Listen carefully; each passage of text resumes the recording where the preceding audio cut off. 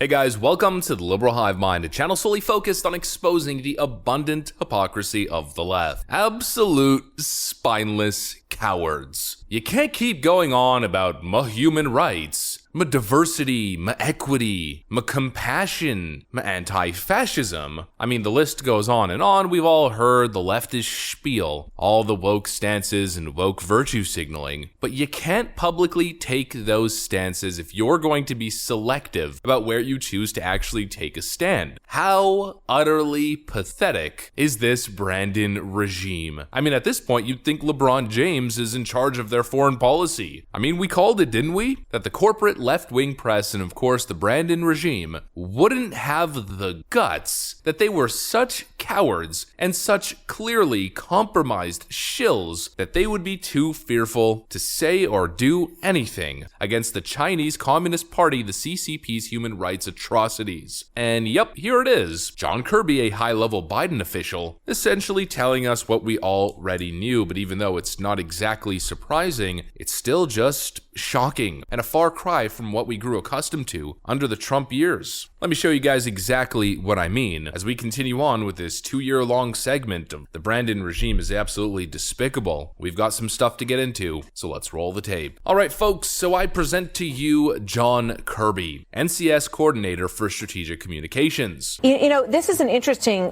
situation that has developed with Apple, and I want to start there and get your take on what Apple is doing, because they have restricted, which is what the Chinese government wants, some use of AirDrop ability from iPhone to iPhone, because they're cutting the service down, and this is the way the protesters are communicating with each other.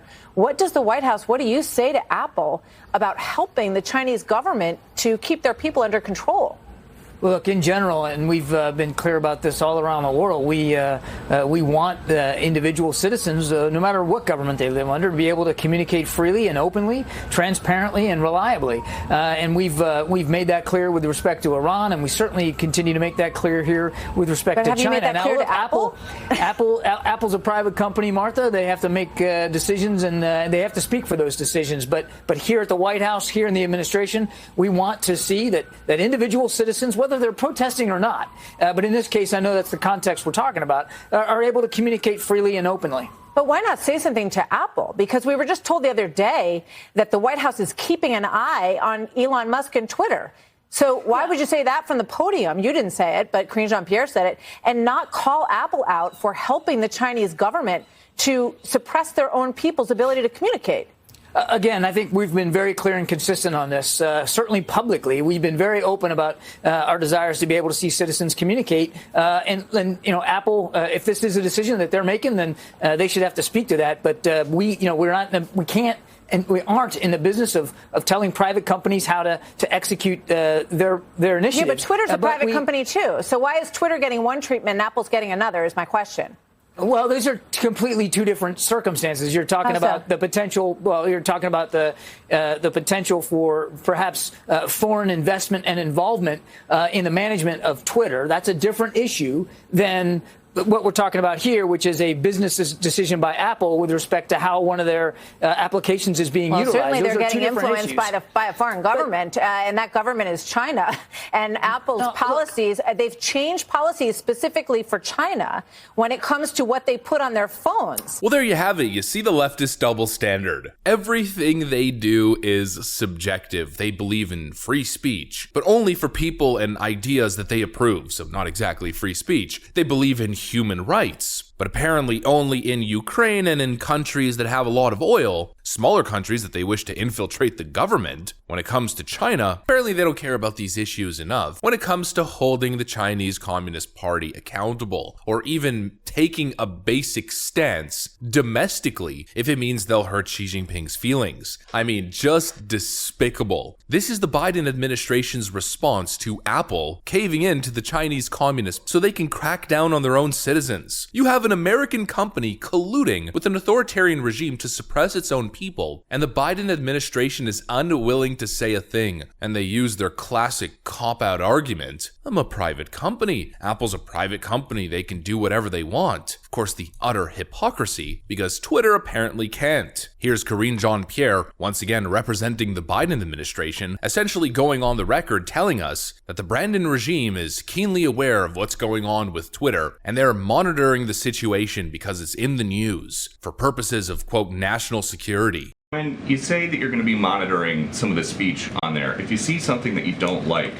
would you try to shut Twitter down? So look, when you talk about monitoring, it is, I hate to break it to you, Peter, just like everybody else, we very much monitor the news. We pay close attention to everything that you all are reporting, and Twitter's in the news a lot.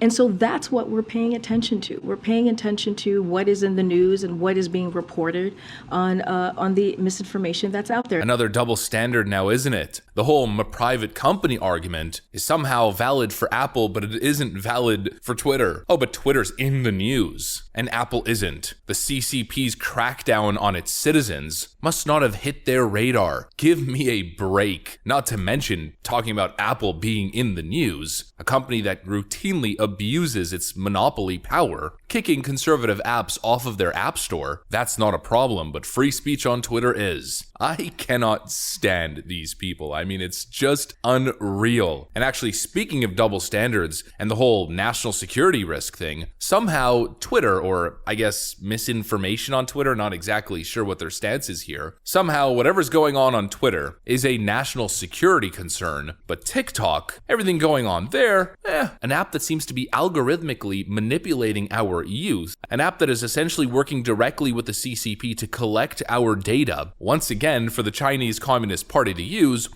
no national security concern there. We're focused on Twitter. Very interesting indeed how the Democrats refuse to take a strong stance against China. Could it possibly have something to do with the fact that China seems to be using TikTok to, again, algorithmically manipulate the platform or individuals using the platform to the benefit of Democrats during every election cycle because clearly they don't want Trump back in office? Possibly, probably. There's clearly some kind of corruption here. Something stinks. I mean, it stinks to the high heavens. To me, there's no other way to explain this kind of behavior, this kind of reaction or lack thereof, the lack of reaction, other than these people are clearly compromised. CCP lobbying money and influence has become too powerful. It's the LeBron James effect. He's making too much money off the back of slave labor in China, and of course in the Chinese market, to take a stand. He has too much to lose, supposedly. Well, it seems as though the government stands something to lose as well. Here's Joe Biden with Emmanuel Macron, both pledging to support Ukraine, but totally dodging the question on Chinese white paper revolution. Have departed. Thank you, folks. All right. So do you have a message to the protesters in China you spoke about wrong? None of these leaders are willing to make a statement or take a stand in support of the Chinese people fighting for freedom. Meanwhile, these are the scenes coming out of China.